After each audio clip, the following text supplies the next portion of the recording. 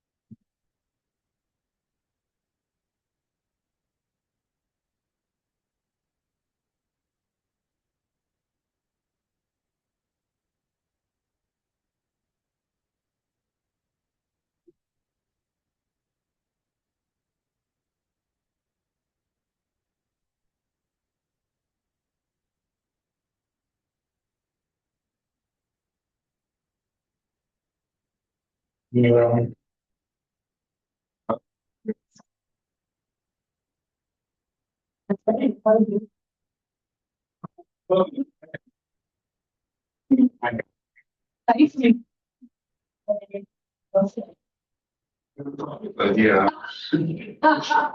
How many times? I do. It's just it's trying to think I'm like maybe. Yeah.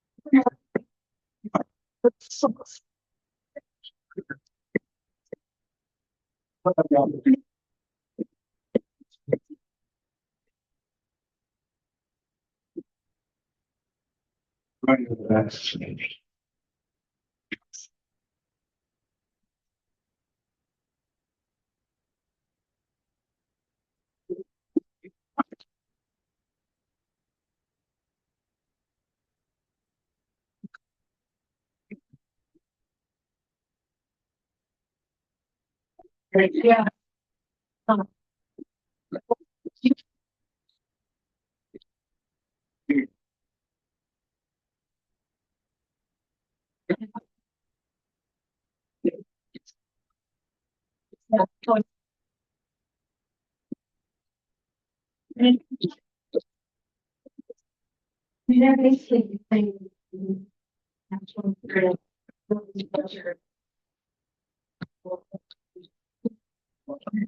basically,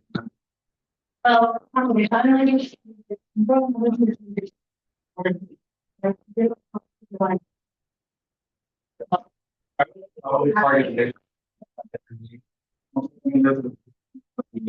Really want to this class.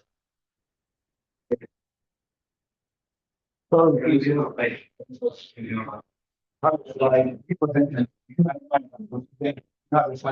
yeah, so the title. You know, your email back up. I'm trying to set up. Costs me a lot of money. I'm running out. Oh, okay.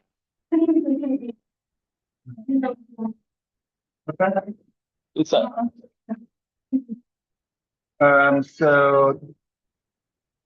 So this is mine, and then this is another one in this session. Those two. got the two of them.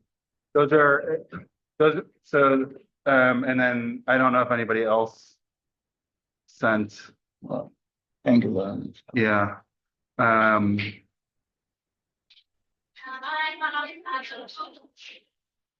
Because I was thinking that, start like 2 days. Going around. So I have another, someone else who's looking at the Ocean River. Oh, yeah. I mean, yeah.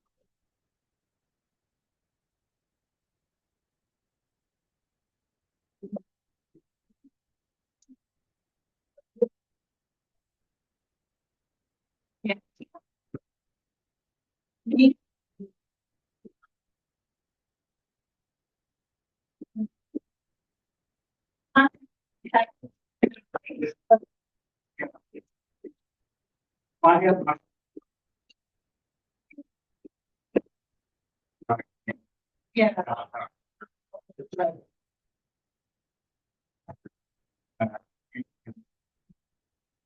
So, one of the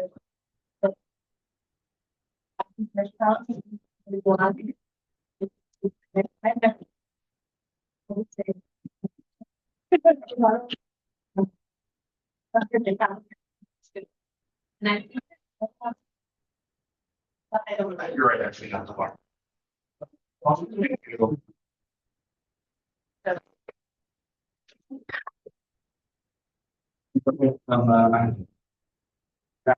Producer. It's on. About these.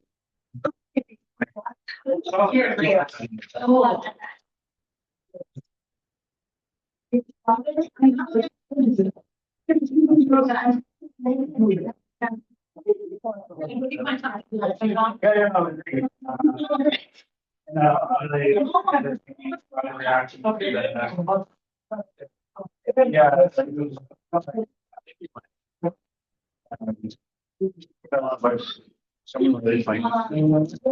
Really, I'm inside.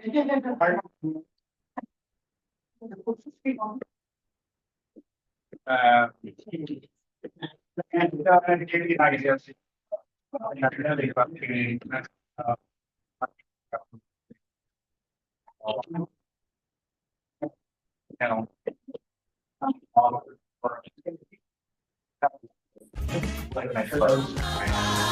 Wọ́n kéré sí nọ́mbà wa.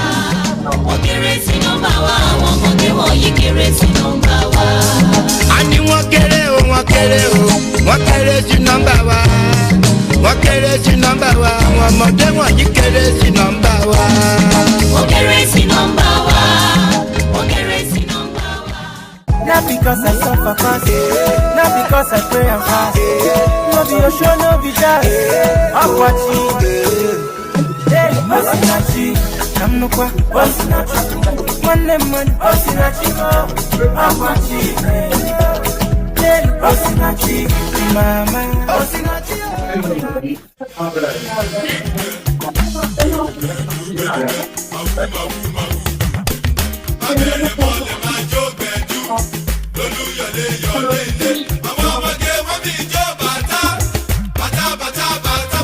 Àwọn ọmọ ẹgbẹ́ mi.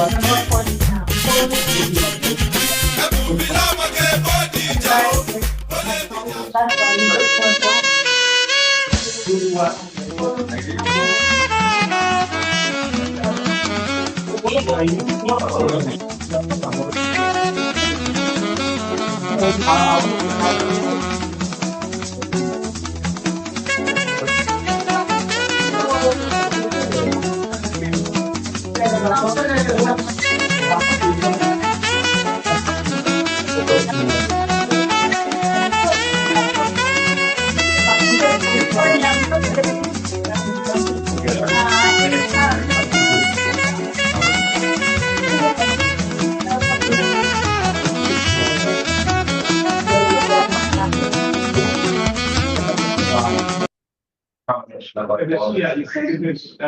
wow.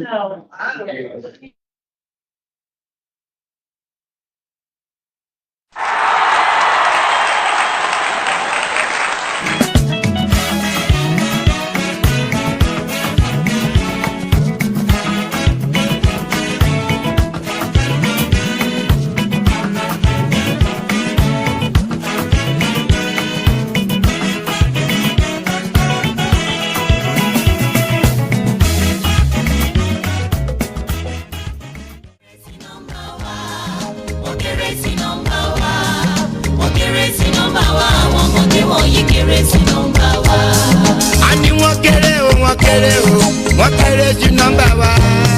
Wọ́n kéré sí nọ́mbà wa. Àwọn ọmọdé wọ̀nyí kéré sí nọ́mbà wa. Wọ́n kéré sí nọ́mbà wa. Wọ́n kéré sí nọ́mbà wa. Not because I suffer fast, not because I pray and fast. No be your show, no be that. I'm watching. Hey, Osinachi, I'm no kwa, Osinachi. One man, Osinachi, I'm watching. Hey, Osinachi, mama, Osinachi.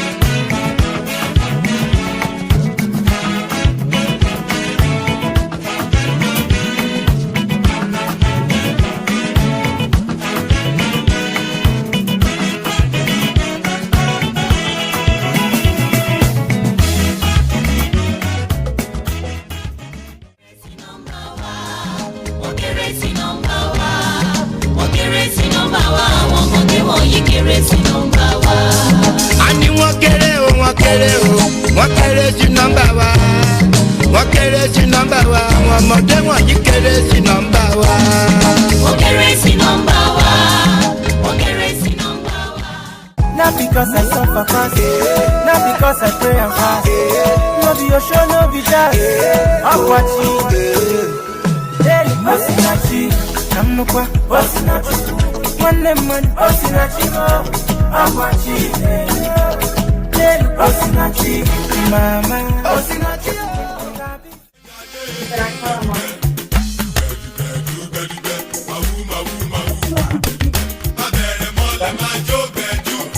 lólùyọ̀lé yọ̀lé ilé. Àwọn ọmọdé wọ́n fi jó bàtà. Bàtà bàtà bàtà bàtà. Àwọn ọmọ èké mi dùdí.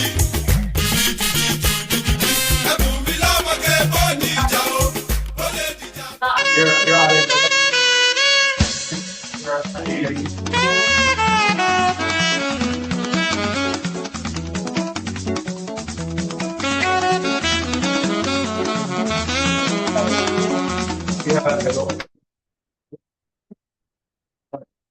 That means it's like, where's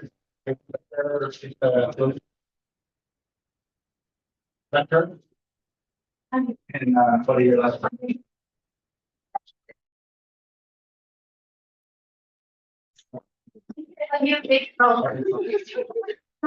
Please, you are live now. Thank you. The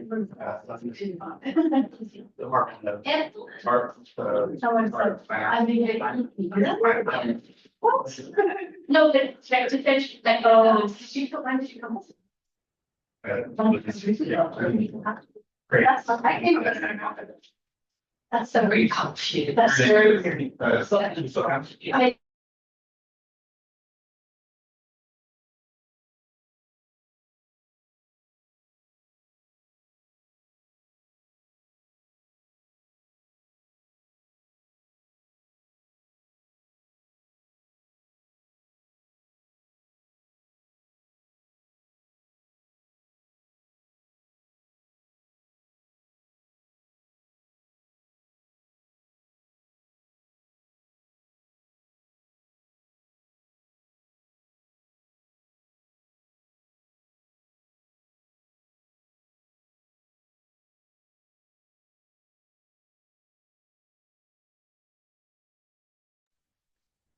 Our panel Visual and Creative Arts, part one. My name's Ben Mendelson. I'm a assistant professor of film and digital culture at Portland State University in the state of Oregon in the United States. And we have four papers that we're excited to share with you all. We'll take 15 minutes each. I'll remind you all at 5 minutes and 1 minute with a little card. Maybe ask one of you to do the same for me. We'll go ahead and go in the order of the program. Speaking first is Adedola Adeyemi. Let's introduce everybody. Well, no, I'll introduce you one by one. In the break. So, Professor Adeyemi is an art historian and lecturer in the Department of Fine and Applied Arts at OLBC Bonjour University. Please, floor is Thank you. Good afternoon, everyone. Today, we are going to take something home today. We are talking about something that is very special. People already talked about it with new definition, and the title of my work, or the title of the paper is Art, Society, and Development among Yoruba people, among Yoruba, Southwest Nigeria. Here we want to look at the relationship between the art, society, and development. But one thing I want to know is this. In Yoruba, we have our own culture, which is very dynamic, and also to help you directly to in Nigeria. I want to make an example. My daughter came home one day, and she wanted to greet me like this. That I was not even taking control of that. But later on in the morning, she slept over in the morning. It's also did like this for me. What happened that? And now we connect. What happened? They don't normally used to treat me like they normally keep down. That's normal Yoruba culture. And I'm call her. Come back. We did this thing yesterday. I told you couldn't take control of it, but now it's like not take it as. Why not did it that? So that was our started already the school. That we should feel like my European country. I think we must try to Yoruba, the Yoruba girl, you must also be like a what? The Yoruba girl. So that's already bring me back to the statement problem for this work. I think that global culture is like going to extinction. Though government is also trying, but we as individuals also need to do more. Say, we have development here. It's because our culture, they value it, even more than we did as good. Yeah. So that's why I'm trying my best to make justice to this topic. Now, what are the key words? What the key word for this topic are art, society, development, and Southwest Nigeria. When we are talking about Southwest Nigeria, the relationship between art, society, and development is a narrative of progressiveness and progress. That is to say, there's no how we want to talk about art that is not going to reflect the culture of the people. And let me tell you something. Art also made part of the society. I'm talking about Yoruba society. When art plus the society plus development, it comes to civilization because they have already what lives together. Without the culture, we can really spell out culture from the artwork you produce. And because of this study, we also see some of the vision of the old, what the ancient Yoruba have produced for the contemporary. Then, when we are talking about Yoruba people, because in introduction, I always went through the what we really mean about the Yoruba people are not only fans in Southwest Nigeria, though I didn't send my son to Southwest Nigeria. But Yoruba people can also find in the Republic of Benin, that is in the eastern part of the Republic of Benin, and also in Togo. A majority of slaves that was brought to America were from West Africa, Yoruba descendants, can also be found in Brazil, Cuba, the Caribbean, and United States of America. There are also many Yoruba currently living in Europe, particularly Britain, since Nigeria was once a British colony. So let's know that Yoruba are almost everywhere. But what I want to know is this: our culture is still our culture. The way we create our food, that we have material culture and non-material culture. And all this also reflects in our art. Now, let's look at the heart of Yoruba. Yoruba really share their arts very well because most of their artworks are very linked to the spiritual, to their religious and spiritual welfare. So, looking at the literature review, many people have talked about Yoruba people, talk about their culture.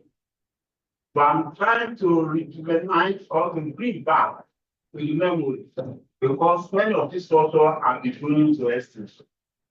So now, to the next one now, Yoruba have their own identity, and the identity really comes from their arts, their art forms, their religion, their musical, then their leadership, entertainment center, and the social activism.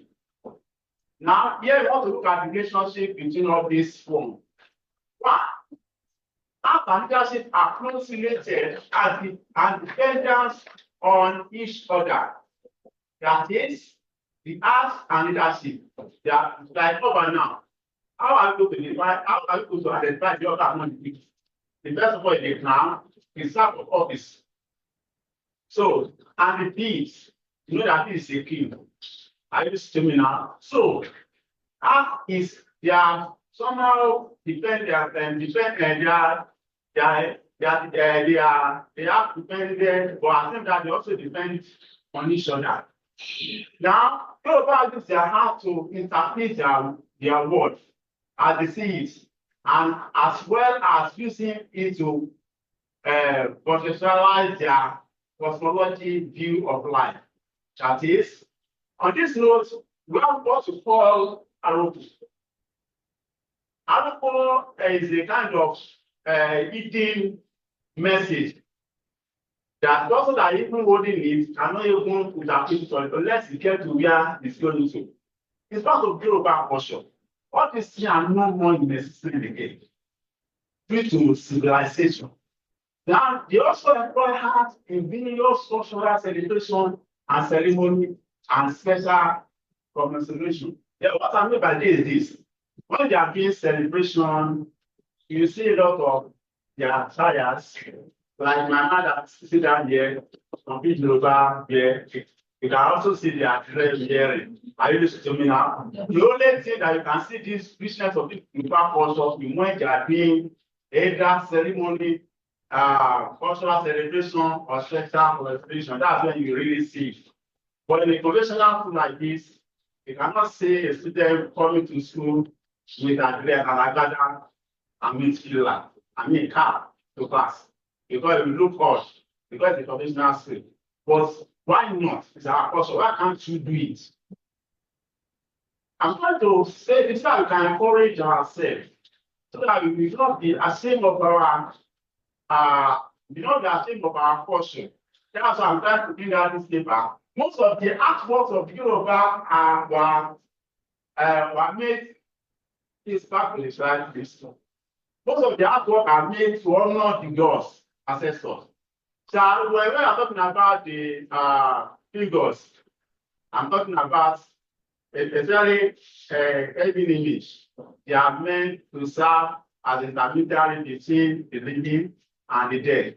And most of these are also used for their gods. Then, Japas are parties of the people are products of this social, cultural, and religious beliefs. So their arts are also linked to their beliefs, they also linked to their religion, they also linked to their social life. Now, I want to say something about just brief on the figure of Yoruba. Yeah, saying that the figure of Yoruba, you see that the don't like African culture. You see the head very big, and that's why I'm trying to bring out the culture of the head. Yoruba people or African people think that the head is spiritual seat of power.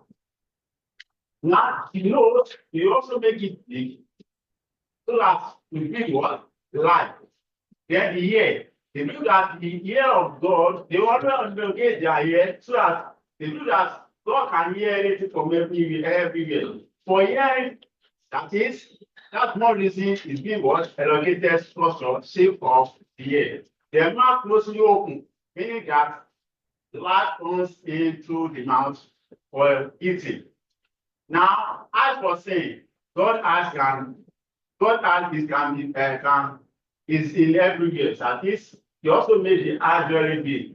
Then, but when we are talking about the vagina, they make it robust. They make it robust, and the penis, they also come out straight. The breast also come out straight. Obviously, are very important for Yoruba people. Then they also make stuff with very big so that they can sit on it. The next slide, please. Then again, here we are just looking at the importance of Yoruba arts here, and I've already mentioned some of it in which they use for wedding. They also use to promote social resistance. Then during festivals also promote tourism and so on and so forth. Let us go to the stylistic. And this paper we are going to we also look at the traditional art. We also look at the when we are talking about traditional, we are talking about Asia before the European came on board. They're doing the colonial period, you also look at it. There is an art of the Yorubas. You can see all art, you can see fair art. You can see, and the one of the things I want to let you know is, after the art of Africa, Yoruba people have the nationalistic form of arts. Using terracotta. They have also taken about the question part of Yoruba. That's also the actual game is part of Yoruba science. Then at the rest, and that's also part of Yoruba science. Then in conclusion, the visual, in conclusion, art has played a continuous continues to play a crucial role in development of South West Africa and Yoruba by promoting tourism, stimulating economic growth, fostering social cohesion, and also contributing to the development of shared cultural identity has positively impacted the region in many ways.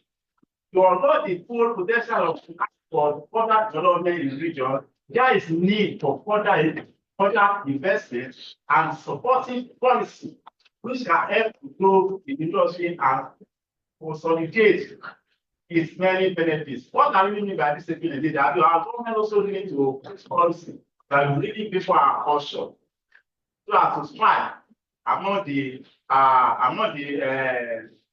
culture that we need, they need to make a policy in order for our culture to thrive. Especially for one generation to know this culture before you go to extinction. The visual art is a critical part of human culture and have the ability to stimulate creativity, encourage critical thinking, foster self-expression and self-esteem, and even improve mental health. The artist play a vital role to shape society by creating art that inspires change, celebrate cultural identity, and strive creative innovation. We should see our culture as an identity and should not be ashamed of promoting it. Thank you and God bless you.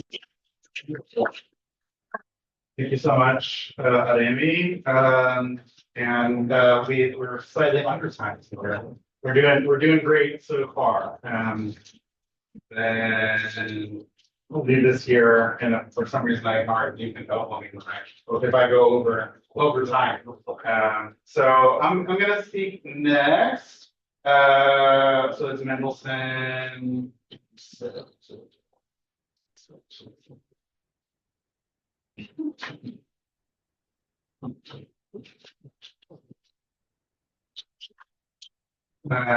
Sir, can you pull up the slides, Mendelssohn slides? Okay.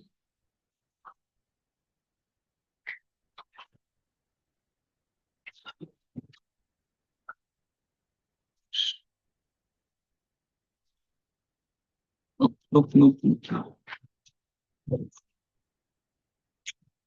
Beautiful. Thanks so much. So the title of my presentation is Urban Coastal Archives, Visual Culture and the Aesthetics of Earth Moving in Lagos. The title Urban Coastal Archives is basically, that's the main title of the book project that I am currently working on. The subtitle is constantly under revision. That's the subtitle for this presentation, likely not for the book. So that is a photograph of,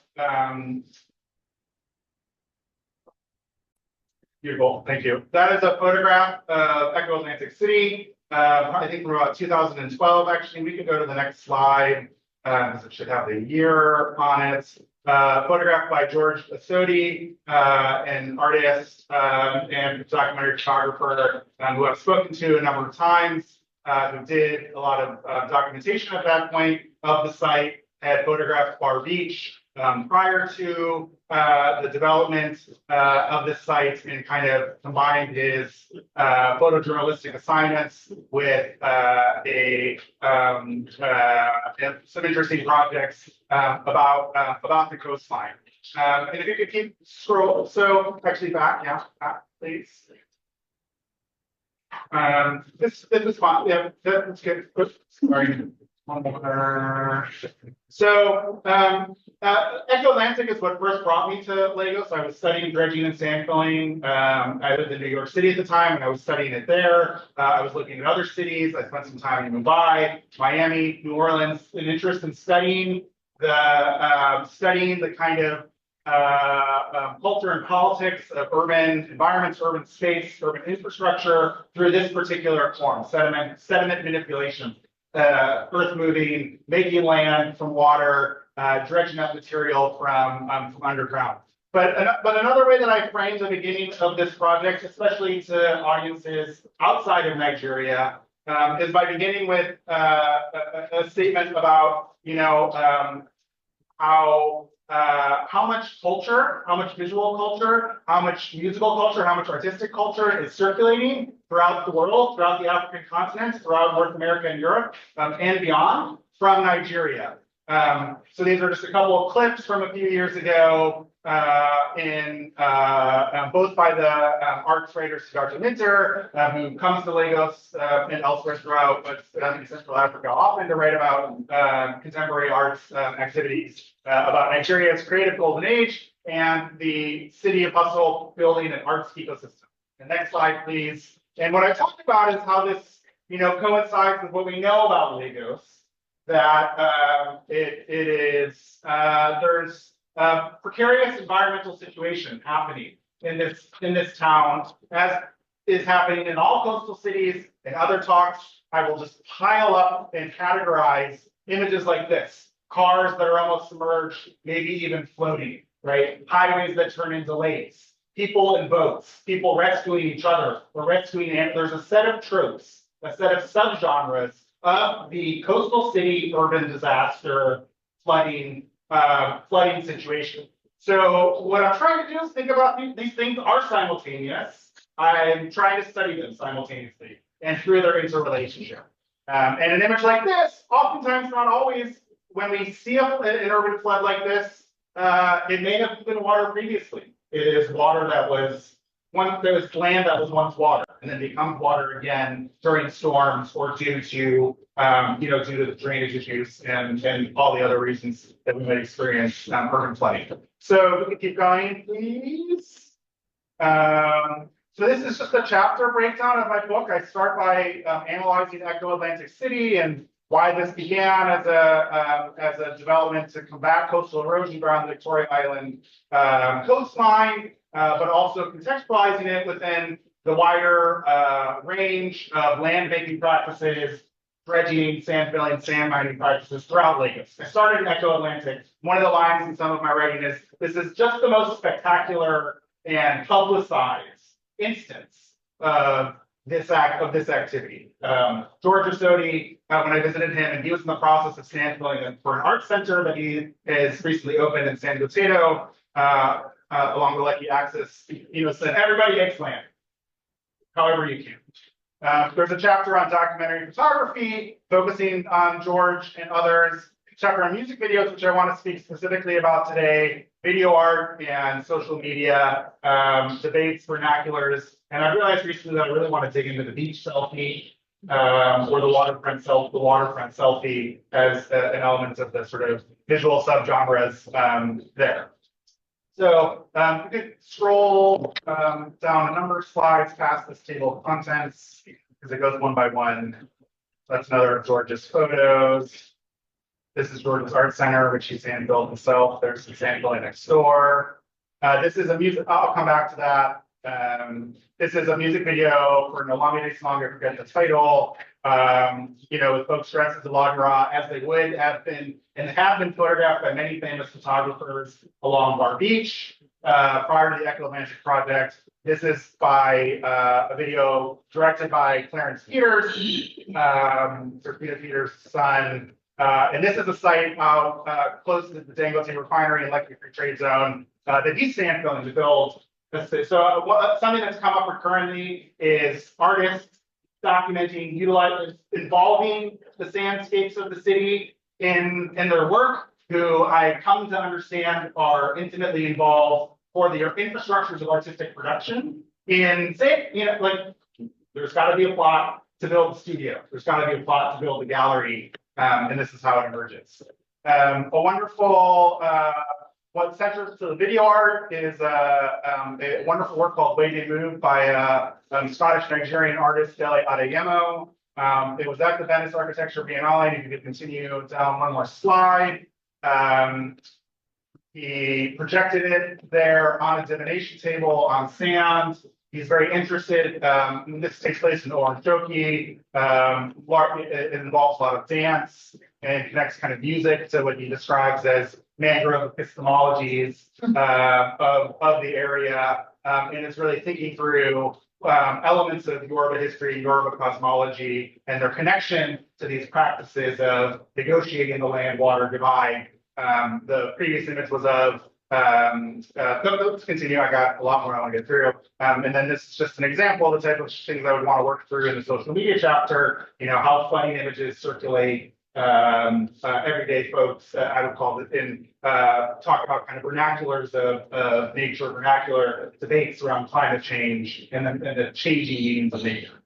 So if we can continue, so this is what I want to talk about, what I'm working through now, and it's a little different for me to just kind of like throw out some theses that I'm thinking through with regards to my chapter on music videos. And I want to particularly talk about how I'm working towards a coastal and sedimentary reading of contemporary Nigerian popular music through both literal and metaphoric, metaphoric ways. So can you continue, please? So this is an important image to me because this is from around 2018. The photographer Namza Luba in this commission, the Beats Generation Nigerian musicians who are changing the sound of global pop, including this image of Tubaba, as well as others, photographed at Echo Atlantic. Additionally, right, as the development kind of slows, is semi-stalled, one of the things it does is host concerts, or as well as video shoots. So this is kind of a starting point, and I make two observations here. One is that land making, earth moving in Lagos, it is intertwined with contemporary visual culture, contemporary pop culture here in the context of the visuals that accompany the Afrobeats music industry. There's also the sense of the beach as a stage, which has historically been also, right?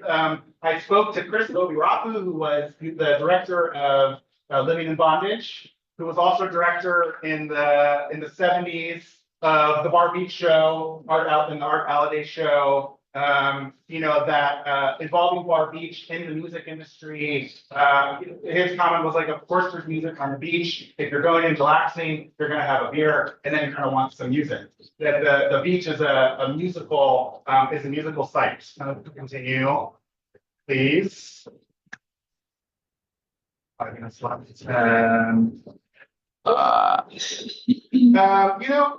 Sorry.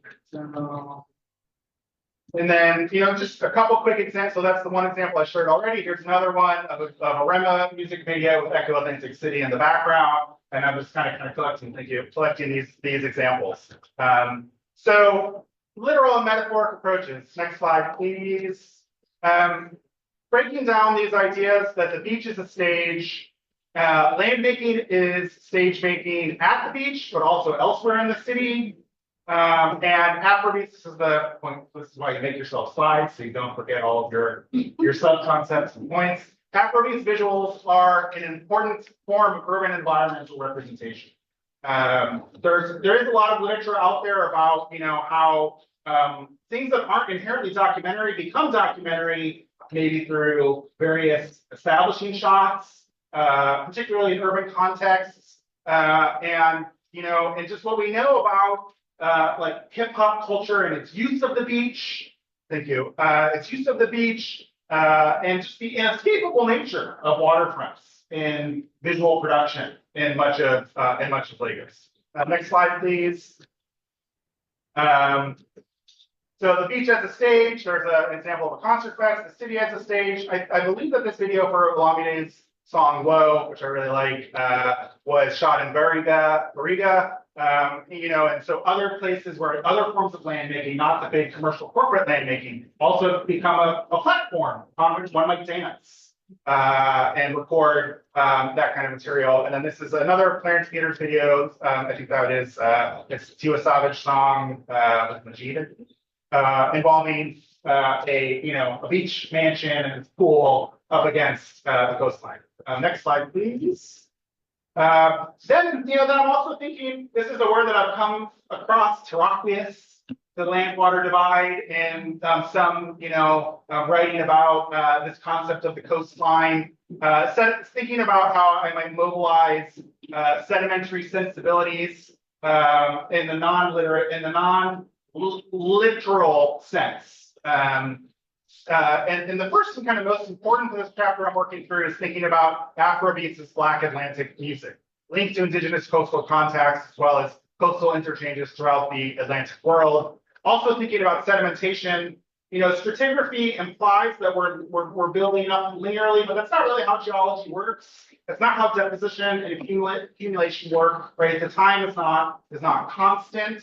And I think that this is potentially a really helpful way of thinking about rhythmic circulation, circulation of claves, rhythmic patterns in the music, and as well as ideas of banking, the sandbank and banking, generational succession, and so on. And that this concept can also be quite helpful to think about technological evolution. So if we go to the next slide, let's see if I can do this. Okay, so the Black Atlantic music, one way of thinking about this, I brought drumsticks, is obviously quite interested. I'm learning to play the drums, and one of the things that is most distinct to me as an outsider to Afrobeats is something that in Brazilian context would be called the son clave. In the Afrobeats documentary by Ayo Akibade on Netflix, he describes it as most directly tied to the Congo rhythm from Ghana, coastal Ghana, but just the 5-beat pattern.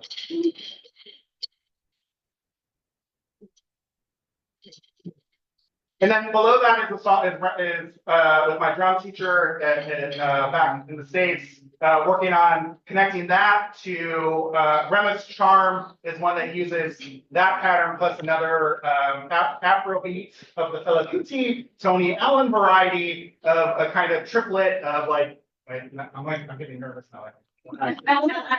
Of like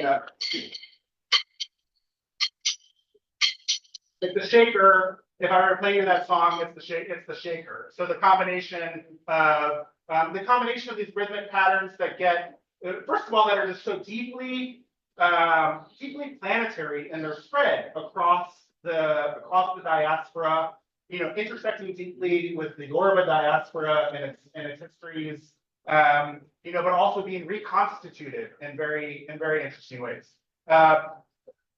Music sediments, and so we can think about this in terms of genre as well. I think Rema's Charm is quite interesting because I'm at time, so I'm going to wrap up and conclude.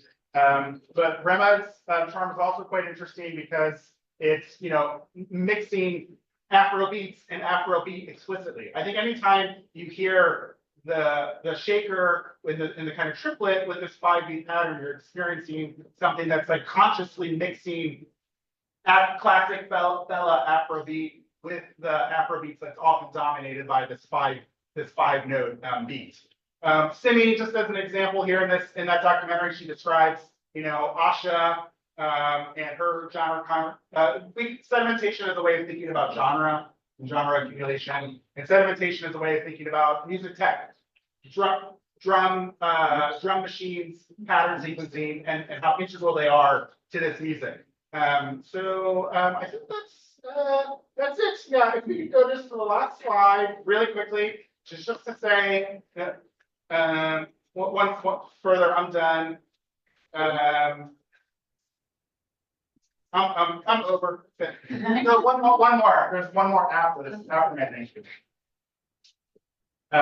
No, Okay. yeah. Just to say, I'd love to speak with anybody about these things. If you have experiences with dredging and sand filling that you wanted to talk about, memories of visiting Bar Beach, watching the Bar Beach show, Echo Atlantic concerts, any of these things, please track me up. I'd love to speak. Sorry for going over. Bad behavior. And next is Ishoken Onoya Ekeoshi. Okay. Who is an independent researcher specializing in ethics, metaphysics, indigenous philosophy, and gender and women's studies. Thank you, everyone. So the title of my work is Omokupa, Activity Space and African Identity Across Time. So this work talks about it focuses on ethical evaluation and ontological interrogation of works of art in Africa, especially in Africa. The focus is on how art shapes character and society. Because we all familiar with the power of music, which my co-fellow presenter has just done there, and then the character changing nature of the works of art, and how art can be employed for nation building. So the paper is also a philosophical evaluation of the works of art to employ liberty, how artists employ their liberty and also to examine how they use artistic space.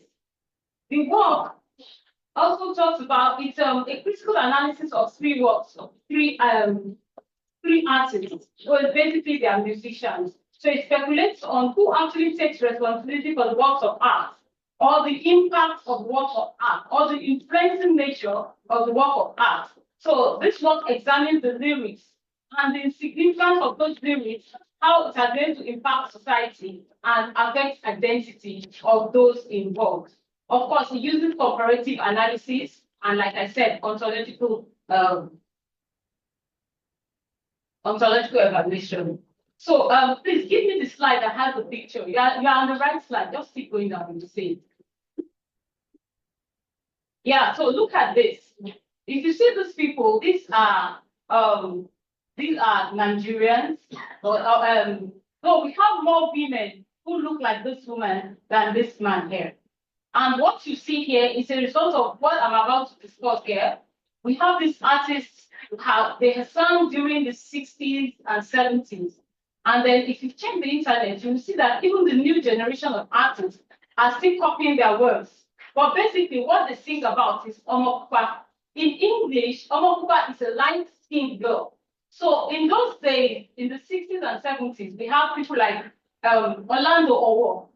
We have Victor Olaya. So they sang songs like Omokupa O, Omokupa Lelife, Omokupa O, Jowo Mo Ferora O. It means that Omokupa, fair-skinned lady, I like you, I love you, and I'm in love with you. You know, and then Victor Olaya must have sung this song when he was in the UK. So probably they have what's called bride. This bride they transfer the bride, you know. You come home, you tell your parents, I'm ready to get married, and then send me the bride. So he is now making a request and saying, when you're going to send me the bride, make sure it's a light-skinned girl. And then several other musicians throughout the history, they have of Africa, Nigeria, they've been singing songs like this. And I want to hold such songs responsible for why a lot of women bleach. Because this bleaching is a culture, though you can find it amongst not very educated women, because the educated ones have been to realize the adverse effects of the bleaching. If you look at her skin over there, you can see that the skin, she already has skin cancer. And this problem, if not properly treated, can degenerate. So I'm trying to say, how do artists who is going to take responsibility for their works of art? Because not one, not two, even new artists now, they are rebranding that songs and they are reusing it. And if you're not careful, even this new generation are going to begin to think that light-skinned girls are more desirable. So let's continue. The next slide shows a picture that I call fabricated identities. This is a festival that happened in Nigeria 2 weeks ago. When was Ojidioba? 2 weeks ago. 2 weeks ago. Okay. So the pictures went viral, and this was such a colorful carnival. You know, but somebody noticed there, and I just fixed them. If you look at the women, you see they're all fair. They're all light. But the men, they look dark. Most of them, they are made up. But the foundation of that makeup is that belief that they have to be fair to be beautiful. So, and this work tries to ask this question. It says, what is true African identity in this light? Is it the mind or the body? And then how does colorism become the form of identity? And then when fair skin is equal to beauty or wealth, who are we to hold responsible for this? So, and that the artists, do artists have control over their inspirations? These are some of the critical questions that I would like to raise. We may answer or not answer, but these are, I'm a philosopher, so my foundation is philosophy. So we are known to ask questions and not necessarily to answer those questions. Okay, so do artists have control over the works of inspiration and or motivation? Do they have control over the far-reaching effects of their work? If they knew what they have achieved or how far their work would have gone, would they have done the same or differently? So what about artistic responsibility? Is it to themselves or to the audience? Now, the last question is, what is the significance of these answers to the theory of artistic faith and artistic liberty? We know that recently, please take me to the comparative analysis.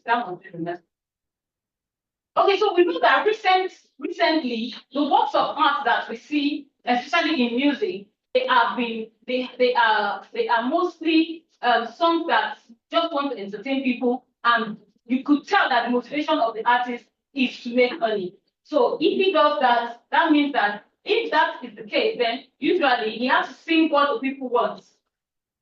So now the question is, the songs that we see these days, there are songs that talk about get rich quick, money, they portray drugs, they portray all sorts of social ills. My question is, if these artists know the impact that their work is making in society on young people, will they still continue? Are their works of art deliberate? Do they have influence over what they are doing? So then, as Africans, because the work is talking about African identity through time, what is the impact of all this on African identity through time? What is true African identity? Because that's a controversial question. Is true African identity consciousness or not? So before I go to conclusion, please play that music for me. So no, before you play the music, the critical analysis, the comparative analysis. So I'm analyzing the works of, yes, put it here. No, not here, there's one. So I'm analyzing the work of Victor Olaiya, who sang Omopupa, and Orlando Owe. They both of them, they sang songs here, leave it here, I think. They sang songs about Omopupa. And then when this thing was gaining fame, when there was rage, Fela and Nicola Kuti sang a song, say, you dey bleach, oh, you dey bleach, yellow fever. The concept of bleaching was called yellow fever. Unfortunately, as influential as Fela was, he was not able to calm his vibes, despite everything he said about bleaching.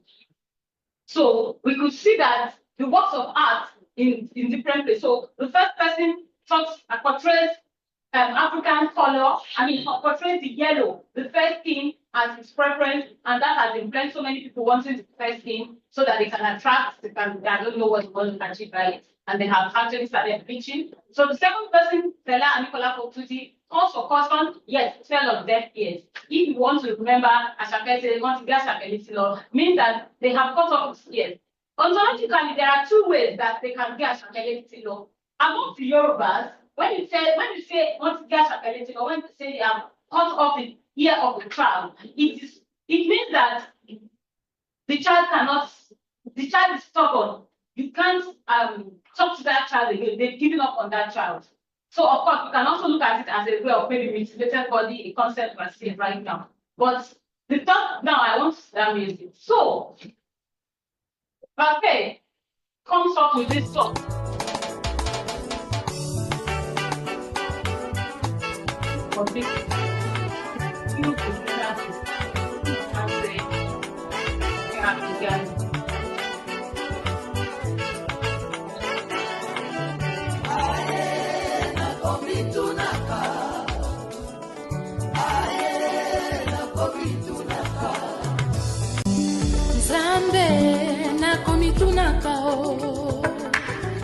Yahweh nakomitunaka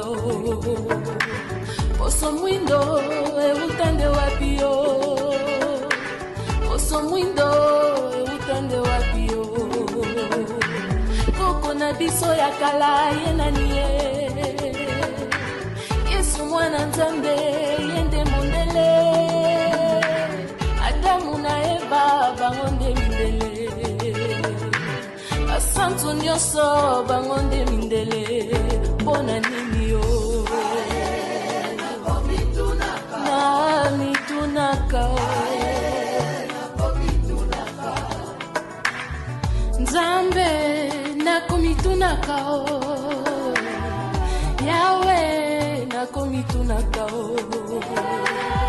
Babukwa Nzambe tomonaka boye Basantu nyonso foto se mindele Banjelu nyonso bango se mindele Soki zabulu foto So you can see that this song is sung by Congolese. And basically, it's talking about the works of art. The works of art is held responsible for depiction and colorism. So in conclusion, my question is still, what is the true African identity? The assumption that true African identity is consciousness will be better accepted because we have Africans in Africa, Africans in the diaspora, Africans with all sorts of colors.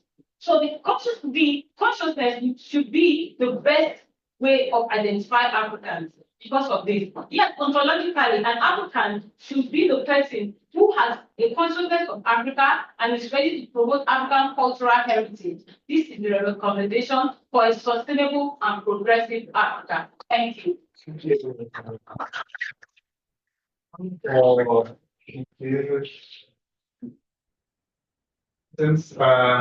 Thanks so much, Isogen, for your fascinating reading questions for everybody. And our final presenter is Ruth Sachs from the University of Johannesburg. Ruth, I did not succeed in quickly getting your mini bio before the panel. So if you'd like to introduce yourself, what do you know?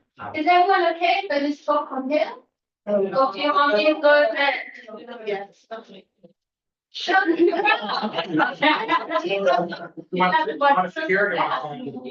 Understand? What's it? Rather make a display of myself. Sure. Like, Sorry. You can start starters and. okay, so do you know what bed was seven?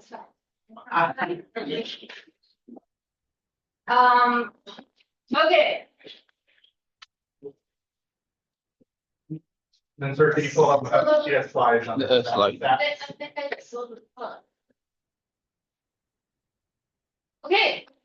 This is gonna provide an interesting, You can use the table. Sorry, the slide. that's me. Okay.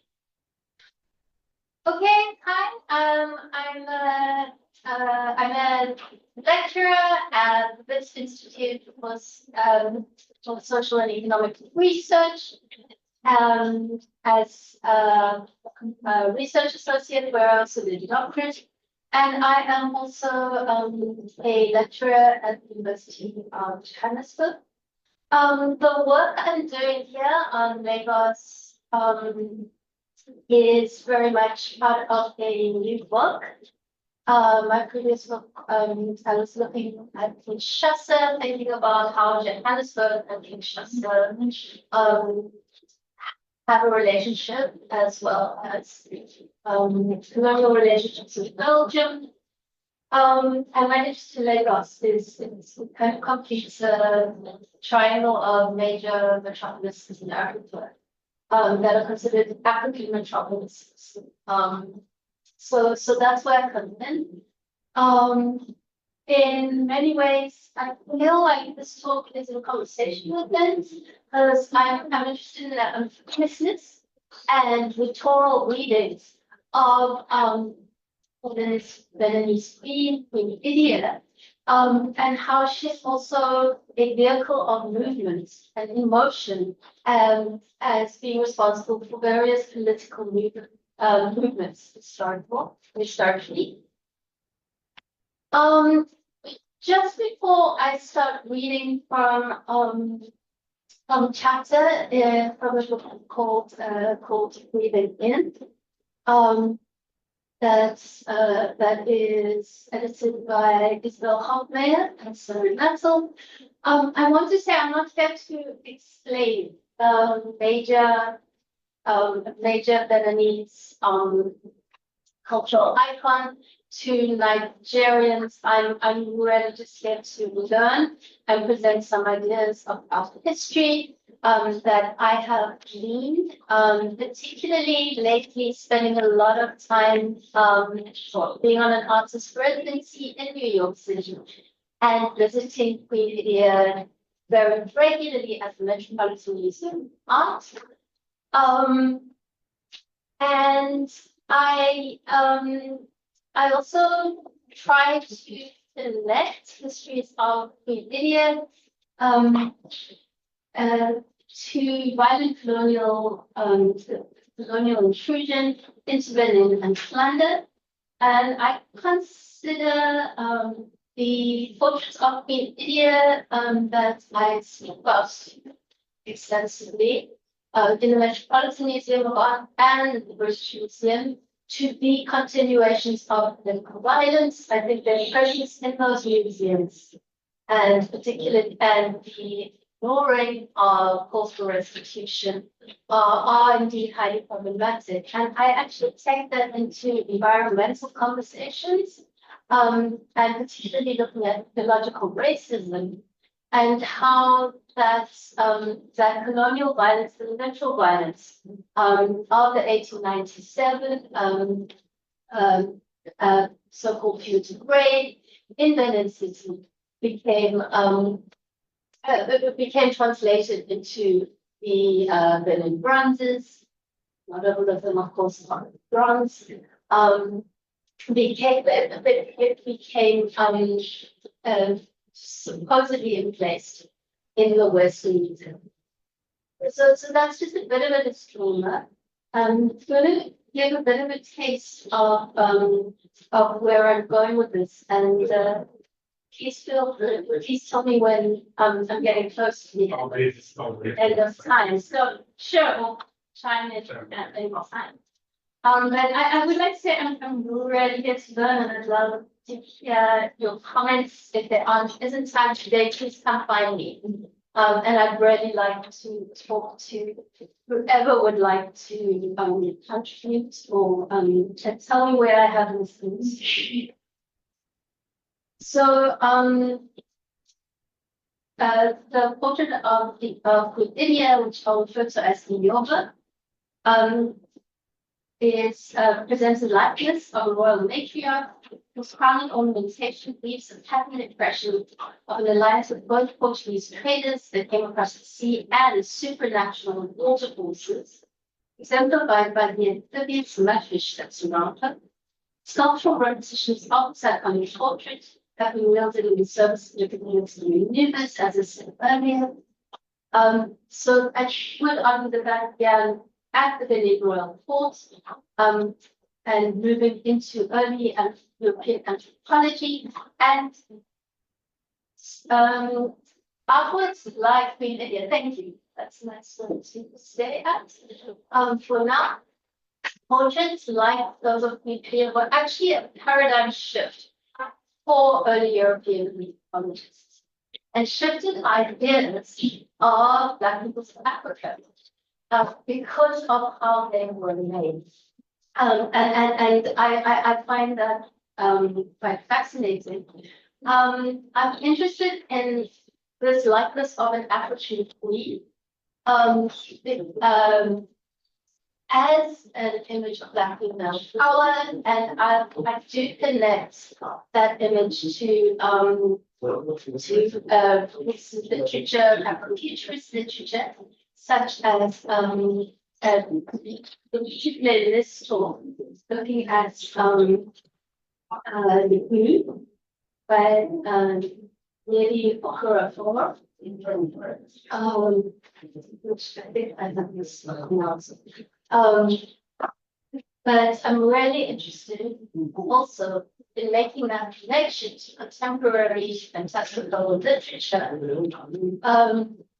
Because Queen Lydia's image that gets used challenge first step 77 here in Lagos. And essentially what happens there is Queen Lydia is brought to the shoreline of Lagos and gets repeated and becomes quite embroiled in Lagosian culture, and you see repetitions of her image, always with a similar likeness, but also with this particular crown that links her to a kind of power. And on t-shirts and on tourist markets, and those reproductions that are still being made in Berlin, issue of reproduction is perhaps questionable. But that presence I find is around in the city. And I'm interested in its storytelling power when it's found in the city itself. So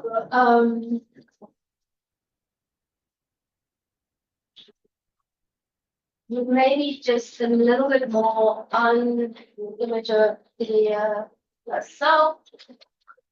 First, which was commemorated in the 1500s in various Iberian carvings displayed at the shrines of the Royal Court. So they went from being revered and preserved in the city as most people really know, as well as the royal line, until the advent of European colonialism in the 19th century. The yoga ivory pennants were intended as a hit mask to adorn the opera during the ceremonies. In the earliest 20th century, German ethnologist Leo Kuhn encountered the royal art of Berlin. And here is the paradigm shift that I was referring to. He was so astounded by its naturalism, complexity, abstracted forms of other sub-Saharan African peoples, notably that he suggested the artworks were artifacts from the lost city of Atlantis, rather than the productions of land. Then in sculptures such as in yoga, questioned racist colonial conceptions of Black Africans as primitive and unable to achieve cultural heights of appropriation. I linked some of this thinking to Sylvia Winton, contemporary theorist, who describes the colonial invention of post-Darwinian man, separated into supposedly naturally selected European and inferior others. I argue that Yoga's culture subverts racial and gender European hierarchies through style as much as iconography. And mixed hybrid surfaces and delicate line work not only speak to the sophistication of the architecture in a language even for genius could understand, presents matriarchal qualities for interspecies relationships. It's a queen mother rather than a male figure. It's fluidly bonded with local deities and alien sea-bound allies blend with each other. If we could go, 5 minutes. So, and if we could go back to slide where you can see the little crowd there. So that, thank you. The Yoga's balanced proposition usually draws power from the ordered roiling of the crown and color, pattern forms of the crown that was so essential on the head. Queen India's physiognomy is merged upstairs with bodies and working environments. She presents a mode of methodological storytelling that to cosmologies that reinvents ways of being human outside of the confines of the European community. I think that in thinking about Afrofuturism, thinking with Césaire, and also thinking with alongside negritude and the post-negritude moment that we're in, Nelly Okorofor talks in contemporary novel Food about aliens who come to Earth and travel through the air and choose to come to Lagos, no other city on this planet too, in terms of planetary thinking, and they arrive and the first visitations on body.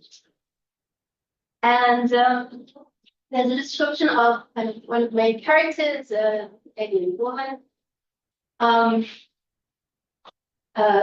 called Ayodele. She comes to reshape all carbon matter. And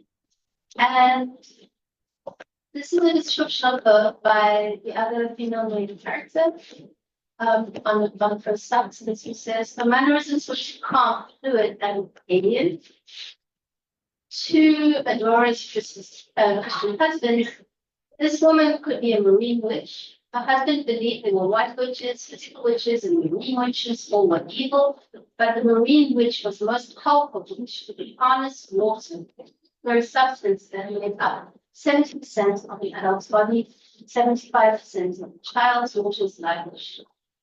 Yeah.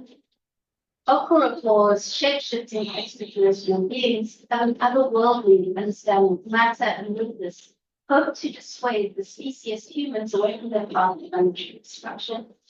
They especially bond with the ocean life in the waters and the across shores, who act as their multi-species farm in later parts of the novel. The evident othering of a powerful being chooses to take on the appearance of a black woman introduces the idea of some patriarchal beliefs to this unfamiliar spiritual world as pagan. Lagos itself is teeming with more than human beings through a common practice of religious pluralism. Visitation also inspires river deities to manifest, having a profound effect on those humans who encounter them. Okorofal's aliens require buy-in or belief from Lagos instances along the bring about more balanced human-nature relations. Ayodele and her kind access for generous husbands of the human spirit via elemental powers in a manner reminiscent of the day by the both the yoga and Ayodele, the alien being in unlock the imaginative political power of water through the ultimate Take the ability of water to evolve and accommodate visitors from each of the worlds, extraterrestrial or 16th century European, as seen in Europe's problem.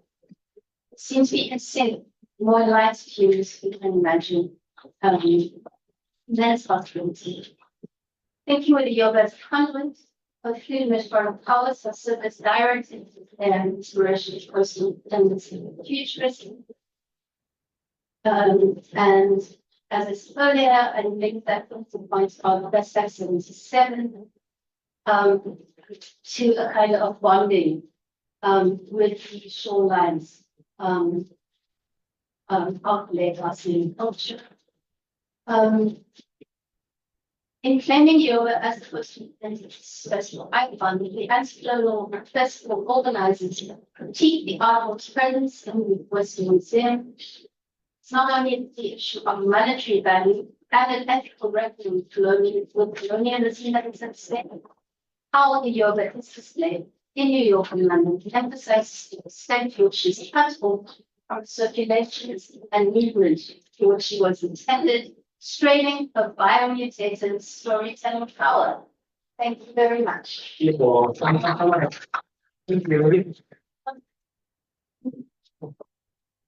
So we have good almost 30 minutes, 25, 30 minutes for questions. Questions from you all, questions from us to each other. Question and time. So please, thank you all for coming to this panel. And we'd love to talk further. Another question. We'll come to we'll start. You start now. I'm Chelsea. I have a question for Ben and I have a question for Ruth. So Ben, you have a very, it seems to me that your comment is like very centered on the human interaction with nature. And I'm wondering how you're considering it and how you're considering climate change in your whole project, right? Because you mentioned the beach as a musical site, a place where you want to appear. And unfortunately, more often than not, that model is then left on the beach, right? And so when we're looking at images of Lagos flooding, a lot of the times these like intense environmental issues we're dealing with because of us and the things that we're doing, right? And thinking about the beach as a musical site. We have images of like musical festivals where after everyone clears out, there's just rubbish everywhere. So I'm curious to know how that's coming into your project. Obviously, your project is not on climate change, but are you discussing any of that? Yeah, that's great. Thanks. Do you want to ask your question? You have a question for Ruth too? Yes. We can Okay. to them. Yes. So Ruth, you mentioned the video mask as an image of power. I think you said that power specifically. And I'm just wondering about, I see different kinds, different levels of power here. And so on one hand, there's the power of who this person was, right? As a mother. There's the sort of power that these Europeans and other foreigners were having to reconcile with when they saw this artistry. There's the Black power when they give out Festac and what Festac represented, and then there's also national power when we see this image reproduced countless of times today. And so I'm wondering how you're considering first of all, the existence of all these different kinds of power and interactions between each other, and also the implications of the one that you're doing. And then I have one recommendation for you. So there's the Manly Game of Thrones from Cameroon, from Lamu, Cameroon specifically, which was quote unquote a gift. There's a lot of debate around whether it was a gift or not, but it's now in Germany, and there's actually scholars that have written about what it means in a curated museum space versus one in Met in Cameroon. So you're thinking about this, this art outlet in New York, I think one has the work that has been done on the management here, so could help you further, complement what you're thinking about. Yeah. Would you like to respond first? Sure. Thanks very much for the recommendation.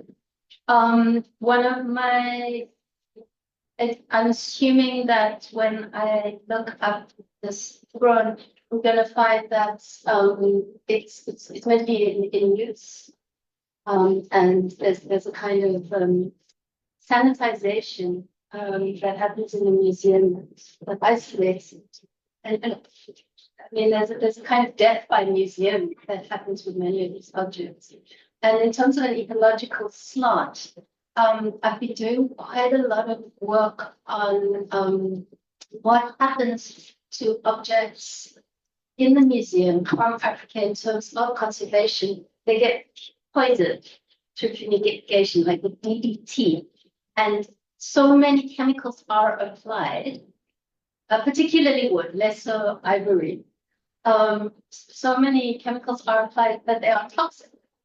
And museum workers have to handle them, protect themselves from the objects, not. So they become completely contaminated by going through supposed conservation process. That is kind of what is coming up a lot in terms of reading for power. I think part of it is the kinds of power, and thank you for that dissection. Is part of that power is also there's an aquatic power. There's a power of mutating and moving.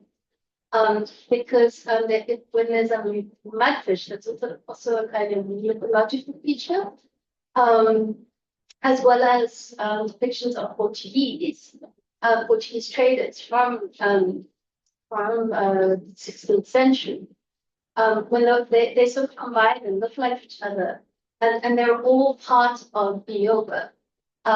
There's also a kind of recognition of her oceanic power and her power to harness the spirit world and the land world and the ocean world.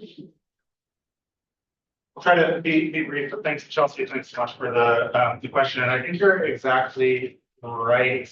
One that my initial defensive response to the question was going to be like, yeah, the introductory chapter, it's all about how Lagos is booming in terms of its cinematic production, in terms of the art industry, in terms of the music industry, and that's happening at the same time that climate change is intensifying.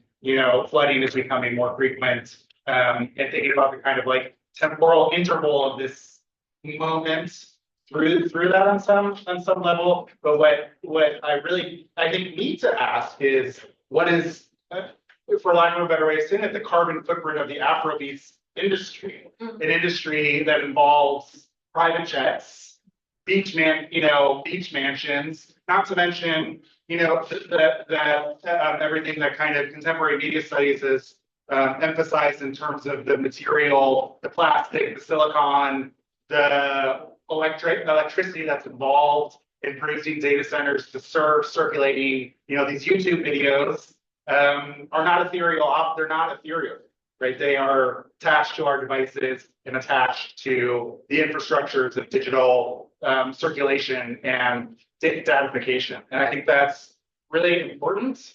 And it would also help me to think through this, what is the environmental feedback loop that the Afrobeats industry or the music industry, including the concerts and the carbon intensity of the concerts, supplying the water that's necessary, the beer bottles, the fuel that it takes to bring and put up the stage and to power the speakers, all of that in terms of a complete ecological reading of this music. I think I don't know how far down that path I would go, but I think certainly I should be moving further on that trajectory than what the talk kind of included so far. Yeah.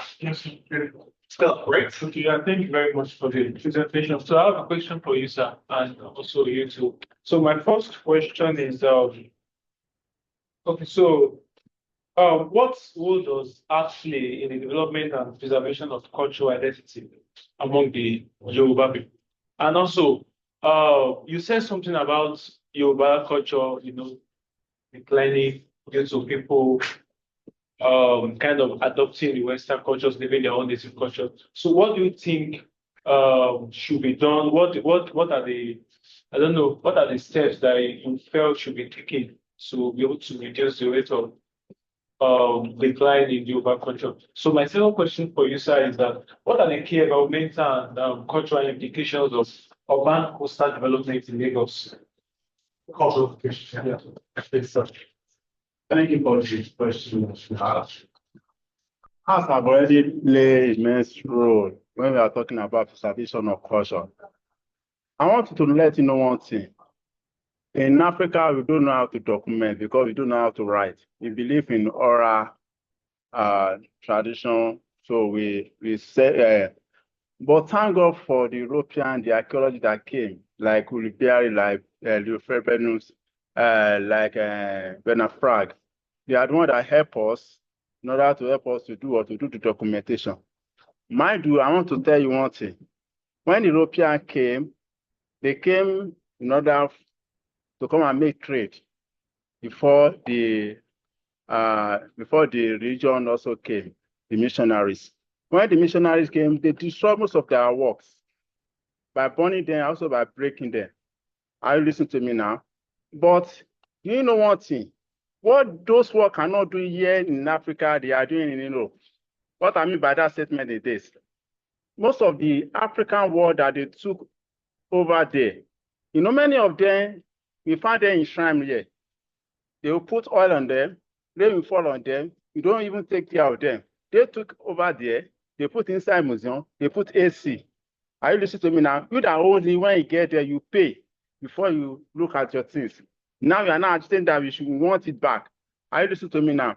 Now, what I want to tell you is this. those artworks that you are talking about, because people have already documented, they are not there when the artwork was made. But they know the age of those artworks through a machine that they call radiocarbon machine to test the age of the artworks. And through that, they are able to identify that this artwork came from the west, this one came from the north, and also from the southeast. Are you listening to me now? And they now create story around it, especially the Benin artworks. It's art of the palace. That's why they call it Benin court artwork, Benin court art. Are you listening to me now? Back to the Yoruba, which I'm talking about. Now, through the pictures that we find in those artworks, that's why we're able to identify our cultures.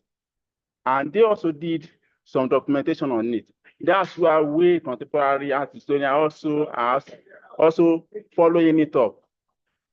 I specialize in contemporary art because many work have already done on the archaeologists, on the art of the Africa.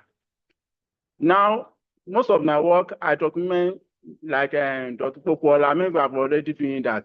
Now, because the Europeans are doing documentation, like we know about Leonardo da Vinci, we are talking about Renaissance period. We know about Leonardo da Vinci, we know about Michelangelo, we know about Renaissance and so on and so forth, because they document them. Are you listening to me now? Now, I want to let you know one thing. The civilization that we are talking about started from Africa, which is Egypt. They are the first person that, first of all, played the art of writing, even before the whole world started writing.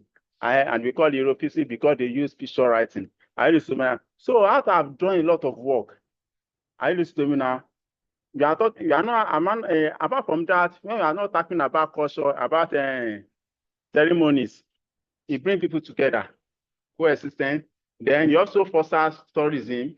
Not only that, you also grow the economic of the society. Are you listening to me now? What's your second question? It's about how should we do this? How should we? Okay. To reactivate our culture. Okay. There are so many things that we can do to do that. That's why I said that government are trying. We individuals, we also need to do our part. But the first thing is this. Government should try and make a policy. Are you listening to me now? Maybe like conventional school, maybe every Friday, try and portray your culture. Although they have already started doing it, at least they started somewhere. We have cultural day in schools now. Are you listening to me now? So they already started somewhere, but we still need to do more. But it lies on individual. Look at the day conference that we are talking about today. How many Yorubas wear the native? Are you listening to me now? How many? So I'm trying to agitate. You should try as much as possible. That's why I just look into. There are so many scholars that have already wrote about Yoruba culture. Are you listening to me now? But I just need to also put my own voice to it because, like what they said, they already fed on the.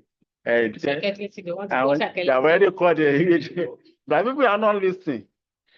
And when you talk, especially the guys or the ladies, they tell you that they are more comfort in the Western style of dress than the native one. And they don't know that native one is most valuable to them. Are you listening to me now? So a lot of things have been by. You see, what I want to say in essence, the individual, we need to do more on that. So we have a couple more questions. I want to. It's okay. It's again. Yeah. Yeah. I wanted to start how the issue of philosophical analysis. So what's the analysis of comparative analysis? But then going back to that question about kind of identity. So what are you feeling across the view? What's theoretical frame or what's case study, which the beauty, how that I just don't link between the population use. also clear. Um, there, for instance, I was trying to use ontological, the theory of mind and body, and then when in the question of mind and body, it's a philosophical question, which comes into ontological personhood. And the question is, what identifies a person through time? Is it their mind or their body? So with this conversation, there are two things that are at play. If you say it's your body that identifies you, then you bother about bleaching or no bleaching. But if it's the mind that identifies you, then you think of improving yourself, developing yourself. That's the consciousness of African identity that I would.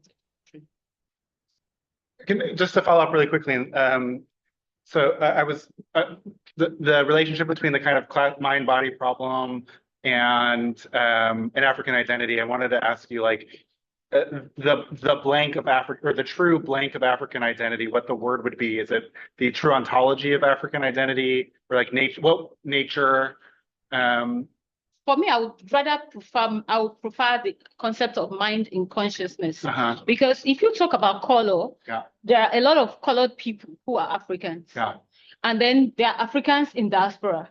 And I actually heard one professor say, the Africans in diaspora are actually our ancestors because they were taken from here, So if they agree to the consciousness, then it's more settling than body color. Great. So we have about 10 minutes left. So why don't I collect all of the remaining questions across the room, and we will respond to them all together. Please. Yeah. Actually stop the easier things international. So it was the purpose. And I was just trying to find pictures of the national festival. It's the national festival. And issue them.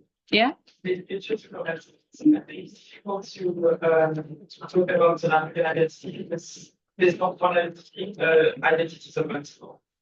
And so in terms of skin color, there are many shades. And I think maybe you need to dissociate. And I agree with Jody. It's difficult to understand the link between the bleaching and the African identity as well. Actually, slowly. Okay, so I think it's ready because you take the example of creative industries. But a lot of people in the creative industry, for instance, for magazine, sometimes the pictures are manipulated digitally. So you don't know really the skin color of the person, irrespective of the skin color and the regime. So that's what makes them very relevant to the shape.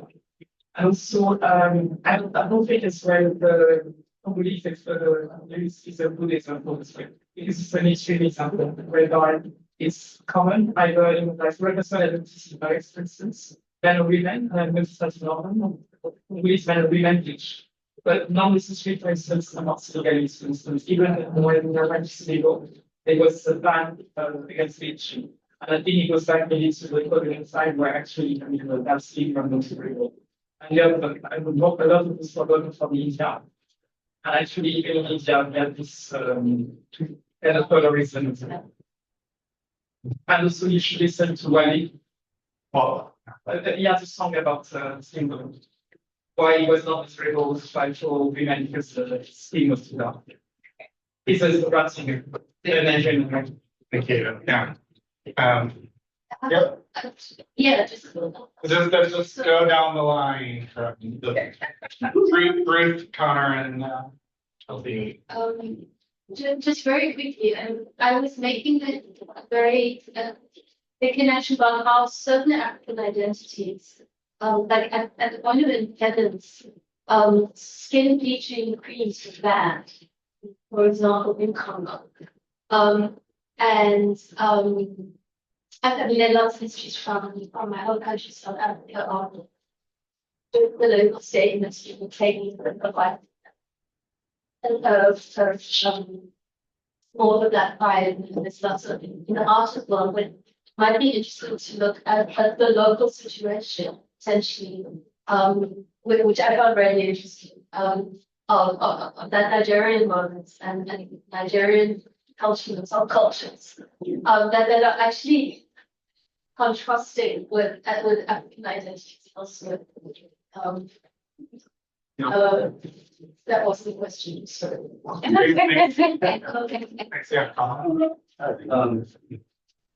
My question is, yeah. Gotcha. Yeah. Yeah. I noticed that the way you were, the shape of your critique of artists or their responsibility was that the artwork comes first in certain conduct, so behaviors follow after. So there's therefore that responsibility that an artist has. And I wanted to ask if you considered the saying that La Lewa, which it's like La Lewa, you know, correct me if I'm wrong, but I always understood that to imply that like character first, aesthetics, ethics precedes aesthetics. The notions of beauty actually are first grounded in conduct and which would kind of reverse the shape, which is the directionality of your yeah. It's just that. Yeah. Okay. While we're on your paper too, that the conduct that emerges from the consumption of art. I think you were talking about this, but it's also a very interesting philosophical question. And I like how you're thinking about this question of agency. Like, do these artists know what how much agency do they have over these representations that include these ill effects or social ills, I think as you described them. And then, does consuming things about things we might think are bad make us reproduce? Like, is there a direct relationship between consuming something about bad behavior and behaving badly? Yeah. Well, no,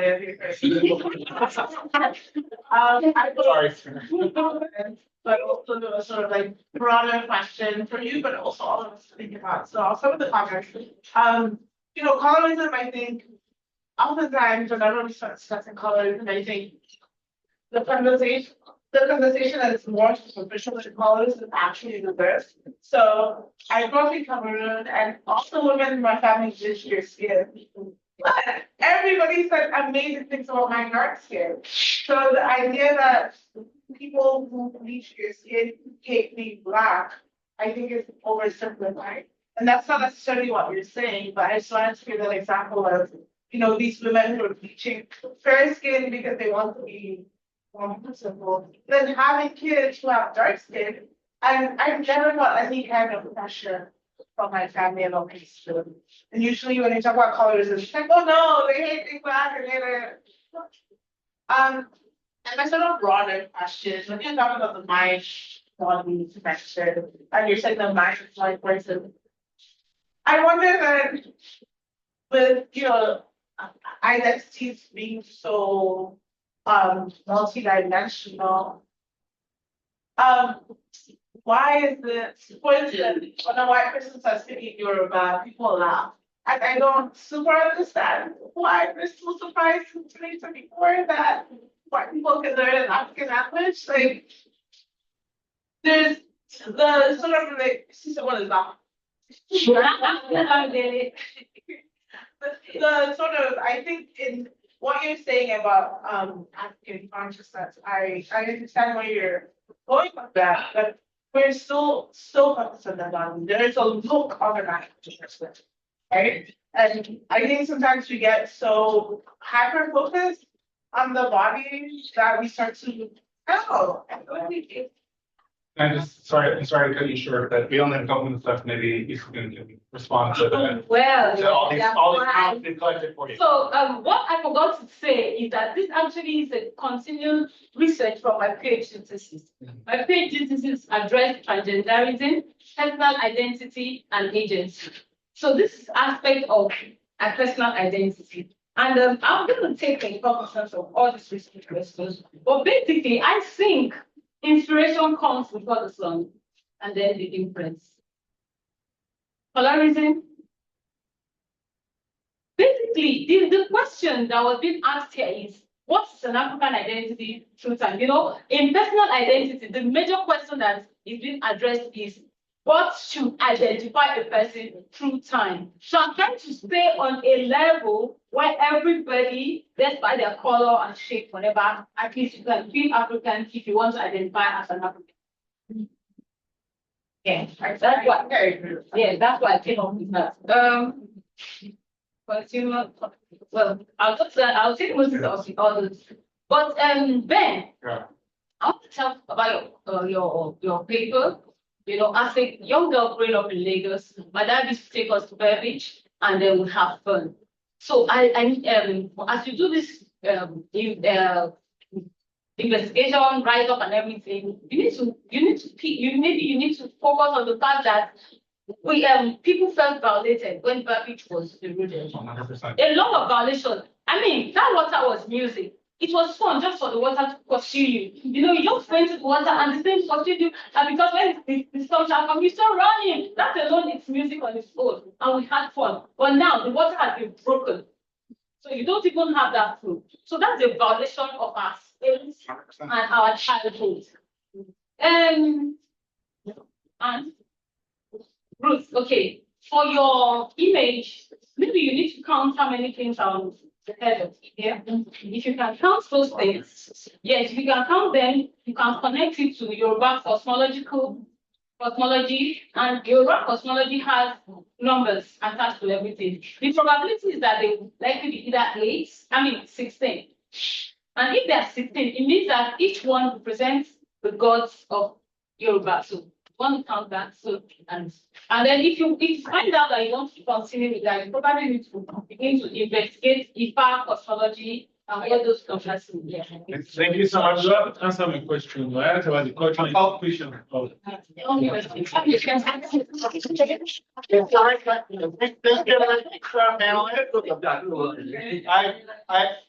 have an answer, sort of. I have a non-answer answer. Thank you, everybody, for so much for joining us and for all of your questions and comments. And I'm sure I speak for my co-panelists that we'd love to talk more after and the conference continues. So thanks, everybody. Thank you. Yeah, thank you so much. It's great to meet you.